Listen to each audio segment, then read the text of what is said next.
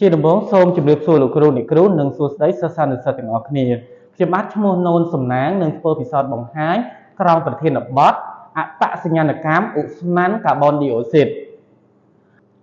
ដែលវត្ថុបំណងពិសោធន៍នេះគឺដើម្បីសម្គាល់ឧស្ម័នកាបូនឌីអុកស៊ីតតាមរយៈទឹកស្ពៃក្តោបស្វាយបាទមុននឹងឈានដល់ដំណើរការពិសោធន៍យើងត្រូវមានសម្ភារៈនិងសារធាតុគីមីសម្រាប់ពិសោធន៍មួយចំនួនចំពោះឧបករណ៍ពិសោធន៍របស់យើងរួមមានដបទឹកបរិសុទ្ធចំណុះ500មីលីលីត្រដែលភ្ជាប់ជាមួយនឹងខ្សែសរោមជាការស្រេចស៊ីឡាំងក្រិតចំនួន2កាវបេសែចំនួន4ស្លាបព្រាពី8បន្តក់រីឯសារធាតុគីមីរួមមានទឹកស្វ័យក្តោបស្វាយដែលជាអង្គធាតុចង្អុលពណ៌សំបកលាបទឹកលាងបង្គន់សូឡ្យូមបាសសូដ្យូមអ៊ីដ្រូស៊ីតទឹកខ្មេះទឹកបឺតបាទឥឡូវនេះយើងឈានចូលដំណើរការពិសោធន៍ដំបូងគឺយើងត្រូវរៀបចំសូឡ្យូមស្តង់ដារជាមុនសិនដោយរៀបចំកែវបេសៀចំនួន3ដែលមានបង់ស្លាកសម្គាល់ទឹកសូឡ្យូមអាស៊ីតនិងសូឡ្យូមបាសដែលជំហានទី1គឺយើងត្រូវវាល់ទឹកចំនួន20មីលីលីត្រ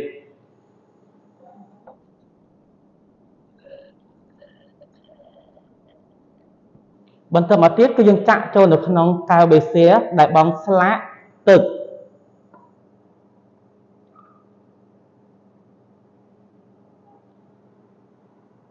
បន្តមកទៀតគឺយើងត្រូវវាល់សូឡ្យូមអាស៊ីតឬក៏ទឹកខ្មេះចំនួន20មីលីលីត្រដូចគ្នា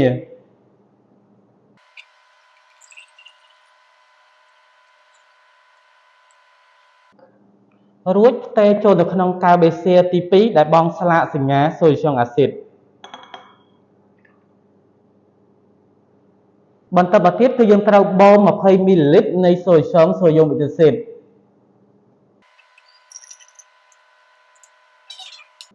បន្តមកទៀតគឺយើងផ្ទេរចូលនៅក្នុងកែវបេសៀដែលបង់ស្លាកសញ្ញាសូឡ្យូមបាស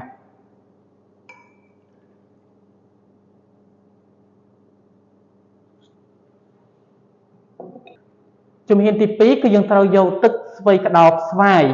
បន្តក់ចូលទៅក្នុងកែវបេសៀទាំង3ចំនួន3ដំណក់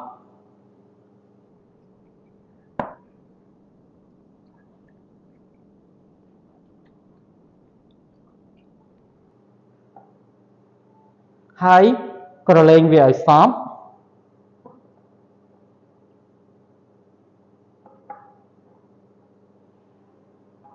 ឥឡូវនេះយើងសង្កេតឃើញថាសូឡ្យូមទឹកជាសូឡ្យូមណឺតនៅពេលដែលយើងបន្តក់ទឹក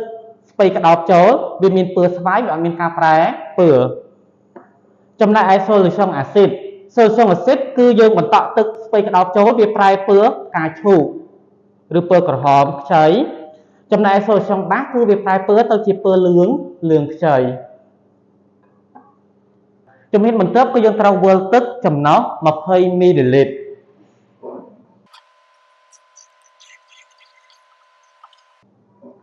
យើងត្រូវវាល់ទឹកចំណុះ20មីលីលីត្រហើយចាក់ចូលទៅក្នុងកែវ BCA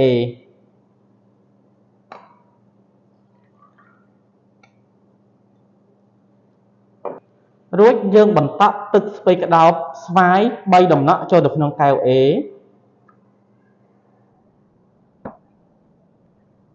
ហើយក្រឡេកឲ្យសព្វបន្តមកទៀតគឺយើងត្រូវយកសំបកលាសដាក់ចូលទៅក្នុងដបទឹកបរិសុទ្ធដែលយើងបានរៀបចំរួចជាស្រេច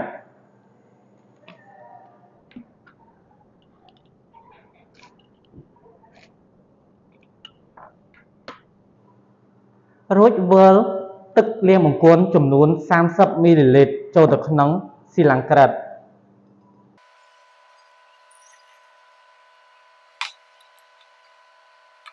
និងផ្ទេរទឹកលាងបង្គន់ចូលទៅក្នុងដបទឹកបរិសុទ្ធ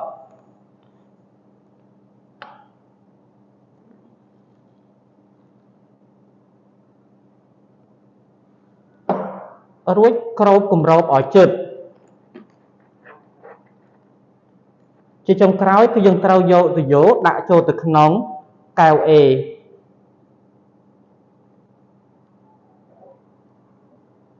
ដើម្បីត្រងយកឲ្យស្មើ COD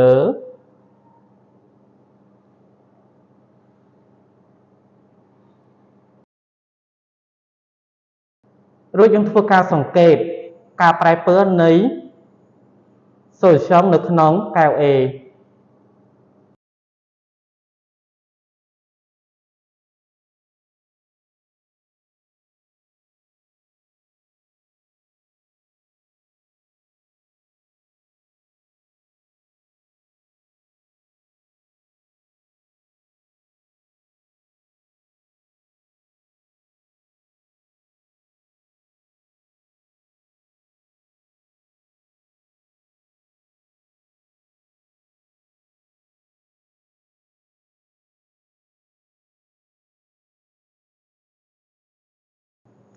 នៅពេលប្រតិកម្មចប់ solution នៅក្នុងកែវ A ប្រែពណ៌ទៅជាពណ៌ផ្កាឈូកស្រាលដែលបញ្ជាក់ថាវាជា solutionអាស៊ីតដូច្នេះយើងអាចសង្កេតបានថាឧស្ម័នដែលទទួលបានក្រោយពេលប្រតិកម្មគឺជាឧស្ម័នកាបូនឌីអុកស៊ីតបាទឥឡូវនេះពិសោធន៍របស់ខ្ញុំគឺបានឈានចូលដល់ទីបញ្ចប់ជាចុងក្រោយក៏សូមអរគុណលោកគ្រូអ្នកគ្រូនិងសិស្សានុសិស្សទាំងអស់គ្នាដែលបានតាមដានវីដេអូនេះរហូតដល់ចប់សូមអរគុណសូមជម្រាបលា